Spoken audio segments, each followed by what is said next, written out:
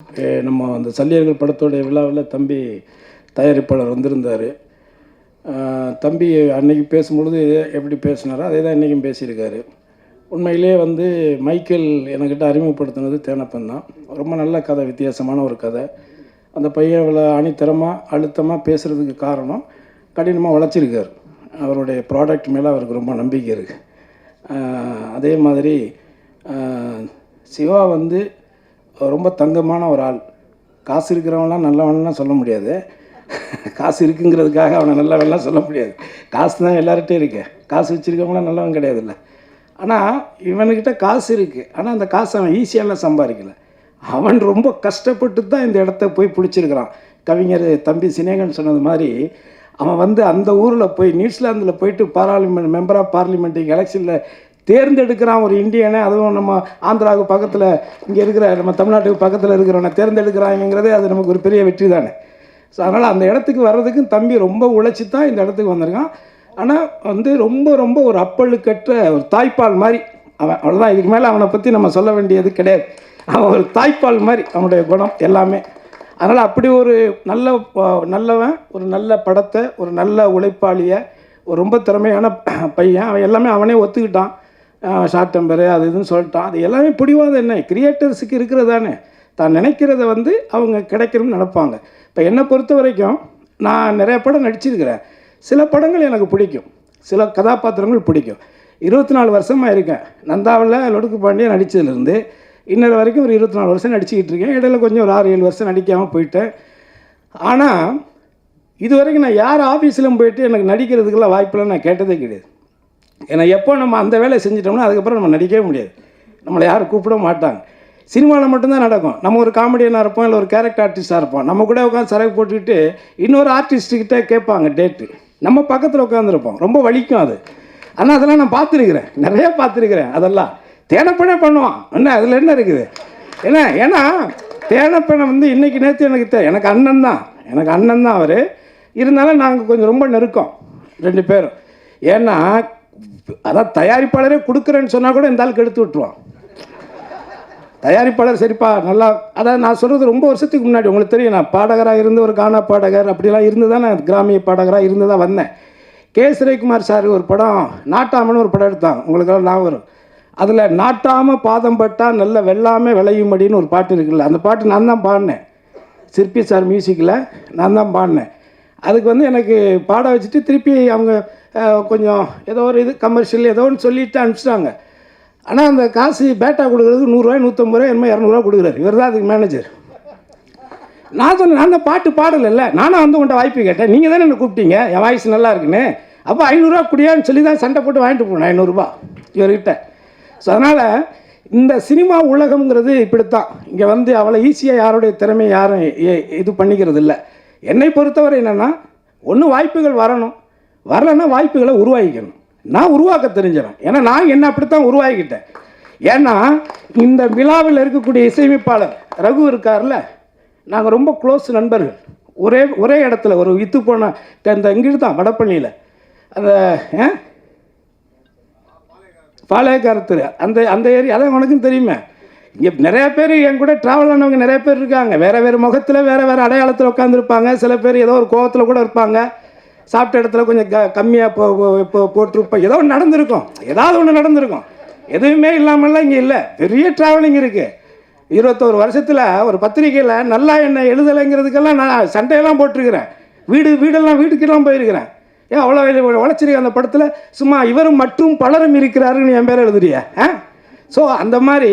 அதனால் இதை எதுக்காக சொல்ல வரேன்னா, மைக்கேல் வந்து இந்த கதை வந்து இப்படி தான் வரணும் அப்படிங்கிறத ரொம்ப ஆழமாக நம்பி அதுக்கான கேமராமேன் அந்த தம்பி கூட இருக்கிற எல்லாருமே ரொம்ப கடினமாக உழைச்சிருக்காங்க. குறிப்பாக விமலை வந்து இந்த படத்தில் கொஞ்சம் வித்தியாசமாக நீங்கள் பார்ப்பீங்க எல்லாருமே, தமிழக ஆடியன்ஸ் எல்லாருமே. அது வந்து இயக்குனருடைய ஒரு பார்வை தான். அதுக்கு வந்து அவர் அடாப்ட் பண்ணிக்கிட்டார். அவர் வந்து அவர் சொல்கிற மாதிரி விமல் கூட இதான் முதல் படம். இன்னொன்று எனக்கு ஒரு சின்ன அது சினிமாவில் அதை அது எப்படி வேணாலும் எடுத்துக்குவாங்க, பரவாயில்ல, நமக்கு தோன்றதை சொல்லிடுவோம். எனக்கு சினிமாவில் இது வரைக்கும் நான் நடித்ததில் மூணு எந்த ஹீரோ கூட நடித்தாலும் அந்த படம் ஏதோ ஒரு கவனிக்கக்கூடிய படமாக வரும். இது வரைக்கும் நடந்திருக்கு. எந்த படத்தில் வேணாலும் எடுத்துக்காங்க. நான் கடைசியாக நடித்த ஜிவி பிரகாஷ் கூட நடித்த படத்துலேருந்து அதர்வா கூட நடித்த படம், யாரு கூட நான் மூணு நடிக்கிறேனோ அது வில்லனில் அஜித் சார் கூட நடித்ததாக இருக்கட்டும், விஜய் கூட திருமலையில் நடித்ததாக இருக்கட்டும், இப்படி எந்த நடிகர்கள் கூட நான் மூணு போய் ஒர்க் பண்ணேன்னா அது எனக்கும் அந்த ப்ராஜெக்ட்டுக்கும் ஒரு ஹெல்த்தியாக தான் அமைஞ்சிருக்கு இது வரைக்கும். இந்த படத்தில் நான் எதுக்கு இதை சொல்ல வந்தேன்னா, நான் எந்த அலுவலகத்துக்கும் போயெல்லாம் எனக்கு வாய்ப்பு கொடுங்க நான் கேட்டதே கிடையாது. ஆனால் ஒரு கதை கேட்டுட்டு அந்த கேரக்டர் நான் நடிப்பேன்னு நான் அதுக்குள்ளே நிறையா யோசித்து ஆசைப்பட்டுட்டு அந்த கதையை என் பையன்கிட்டையும் சொல்லி என் ஒய்ஃப்கிட்டையும் சொல்லி சூப்பரான ஒரு கேரக்டர் கிரேஸ் அது கிடச்சிதுன்னா, ஒரு நடிகைனா நம்ம செத்ததுக்கு அப்புறம் 4 படம் காட்டுவாங்கல்ல, அதில் ஒரு படமாக இது இருக்கும் கிரேஸ் அப்படின்னு நான் என் ஒய்ஃபுக்கிட்டே என் பையன்கிட்டே நான் சொன்னேன். ஆனால் திடீர்னு பார்த்தா அதில் நான் இல்லை, திடீர்னு இல்லைன்ட்டாங்க. ஒரு 1.5 வருஷம் ட்ராவல் பண்ணிட்டேன் நான். அந்த இதில் அந்த கொரோனாவில் அடிபட்டவன் தானே நானும். திண்டுக்கல்ல ஹோட்டல் ஆரம்பித்து அதில் ஒரு 2 கோடி ரூபா போச்சு. அந்த கொரோனா டயத்தில் தான். கொரோனாவில் இவன் மட்டும் பாதிக்கப்படலை, எல்லாருமே பாதிக்கப்பட்டான், உலகமே பாதிக்கப்பட்டுச்சு. ஆனால் அதில் எனக்கு ஒரு நல்ல நடந்துச்சு.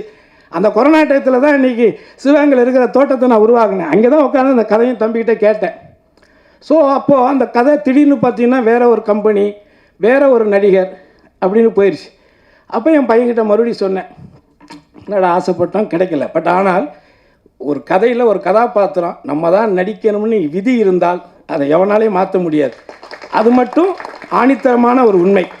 அதே விஷயந்தான் இங்கே இப்போ நான் சொல்கிறது விஷயம் வேறு யார் இருந்தாலும் கூட கான்ஃபிடென்ட், நம்பிக்கை மட்டும்தான் வாழ்க்கை. ஏன்னா அது நம்ம மேலே நம்ம நம்பிக்கை வைக்கலைன்னா அப்புறம் என்ன இருக்குது. அதனால் என் பொண்டாட்டிகிட்ட சொல்லுவேன், இன்னும் வீடு கட்டலை, நேற்று நடிகர்லாம் வீடு கட்டியிருக்காங்க, நீ இன்னும் வீடு கட்டலை ஒன்றும் கட்டலைன்னு சொல்லிகிட்டு இருக்கிறா.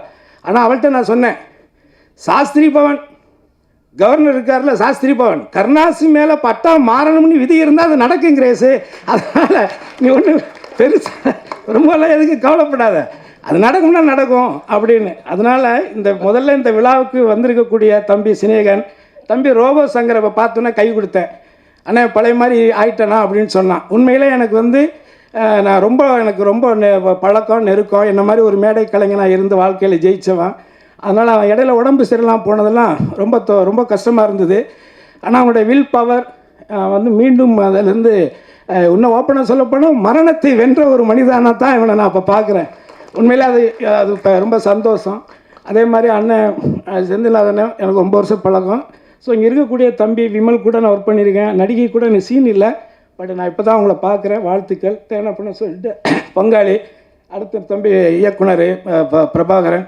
அதே மாதிரி உங்கள் படம் நான் இன்னும் பார்க்கல, நான் நிறையா சொன்னாங்க, கடவுள் சித்தியம் நான் பார்க்கல, நான் பார்த்துட்டு உங்களை மீட் பண்ணுறேன். ஸோ எனிவே ரொம்ப நேரம் ஆயிடுச்சு. நான் உங்ககிட்ட இந்த இடத்துல நான் கேட்டுக்கிறது, தேனப்பை ஆரம்பித்தது தான். ஏன்னா அப்போ நானும் ஈசி மெம்பராக இருந்தேன் ப்ரொடியூசர் கவுன்சிலில். அந்த பிரச்சனை நடக்கும் பொழுது அது சொன்னது தேனப்பன்னு சொன்னது உண்மை, அதில் மாற்று கருத்து கிடையாது. அந்த நேரத்தில் நான் ஏன் அதை சொல்கிறேன் அப்படின்னா, நான் இடைப்பட்ட கொஞ்ச நாள் நான் இல்லை, நான் வெளிநாடு போயிருந்தேன். ஆனால் நான் இன்னைக்கு நடிகர் கருணாசை தெரியும், லொடுக்கு பாண்டியை தெரியும், கானா பாடகரை தெரியும், கிராமிய பாடகரை தெரியும். ரகுநந்தன் தங்கியிருந்த அதே இடத்துல நானும் தங்கியிருந்தேன். கிட்டத்தட்ட நான் அப்போவே ஒரு 250 கேசட்டுக்கு மேலே போட்டிருக்கிறேன். ஒரு கேசட்டுக்கு 10 பாட்டுனா கூட 250 பாட்டு கம்போஸ் பண்ணியிருக்கிறேன்.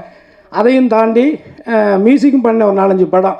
ஆனால் என் சக நண்பராக ஒரு துறையை தேர்ந்தெடுத்து நல்ல நல்ல படங்களாக சொன்னது மாதிரி சினேகன் சார் சொன்ன மாதிரி அந்த மெலடி பாடல்கள் ராஜா சாருக்கு பிறகு அது ரொம்ப ஈர்ப்பாக, அது நம்மள மாதிரி கிராமத்து மக்களை இளைஞர்களை ஒரு தட்டி எழுப்பக்கூடிய ஒரு நுட்பமான ஒரு இசையமைப்பாளராக இன்றைக்கி என்னுடைய நண்பன் இருக்கக்கூடிய அதே மேடையில் அவர் இசையமைச்சிருக்கக்கூடிய அந்த படத்தில் நானும் ஒரு நல்ல கதாபாத்திரம் பண்ணியிருக்கோங்கிறது ஆல்மோஸ்ட் ஒரு 30 இயர்ஸ் 30 வருஷமாக ஒரே சும்மா ஒரு ஹார்மோனியத்தை வச்சுட்டு அவரும் வாசித்து நானும் கொட்டியை வச்சு வாசித்த காலங்களும் இருக்குது. ஏன்னா இன்றைக்கி பார்க்குற தலைமுறைகளுக்கு என்கிட்ட என்னென்ன இருக்குன்னே தெரியாது. நான் 92 புரட்சி தலைவி அம்மா கிட்ட 1992 மாநில கல்லூரியில் படிக்கும்போது இந்த பெஸ்ட் மிமிக்ரி ஆர்டிஸ்ட் இன் தமிழ்நாட்டிலேயே சிறந்த பலகுரல் நிகழ்ச்சி செய்யக்கூடியவனா நான் தேர்ந்தெடுத்து அந்த அம்மாட்ட 5 சவரன் நகை கொடுத்தாங்க. அதுக்கப்புறம் துண்டாக வெட்டி விற்றுட்டான், அது வேறு. பட் ஆனால் வாங்கியிருக்கிறோம் அதுக்கல்ல. அதே மாதிரி சென்னாரெட்டி, பீஷ்ம நாராயண் சிங், அலெக்சாண்டர், இந்த கவர்னர்கள்லாம் அவங்களுக்கு ஞாபகம் இருக்கும். அவங்கக்கிட்டலாம் நான் அவார்டு வாங்கியிருக்கிறேன்.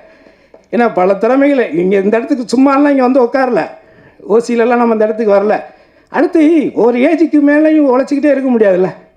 அதனால் நாம் உண்மையாக இருந்தால், எந்த ஒரு வேலையிலையுமே நம்ம உண்மையாக இருந்தால் அந்த உண்மைக்கான ஊழியம் நிச்சயமாக கிடைக்கும். அதை யாராலும் தடுக்க முடியாது. ஆக இந்த படத்துக்காக உண்மையாக உழைச்சிருக்கக்கூடிய என்னுடைய தம்பி சிவா, அதே மாதிரி சுந்தர், அவன் ஆஸ்திரேலியாவில் இருக்கான், அவன் இங்கே இருந்தானா அவனும் ஒரு அற்புதமான ஒரு பையன். நாங்கள் எல்லாருமே ஃப்ரெண்ட்ஸ். இப்போ இந்த கோவில் இருக்கான், அவன் என் தம்பி தான், மூத்தவன் தாமும் இன்னைக்கு திருநெல்வேலி போயிருக்கான். ஸோ நாங்கள் எல்லாரும் தான் இந்த படம். இங்கே இருக்கக்கூடிய அவர் எப்படி இயக்குனருடைய நண்பர்கள் எல்லாரும்னு சொல்கிறாங்களோ, அவரை விட எனக்கு இங்கே இருக்கிறவங்களும் நண்பர்கள், இங்கே இருக்கக்கூடிய நீங்களும் எனக்கு நண்பர்கள். ஏன்னா என்னக்கிட்ட எந்த ஒளியும் முறையும் கிடையாதுங்கிறது உங்களுக்கு தெரியும்.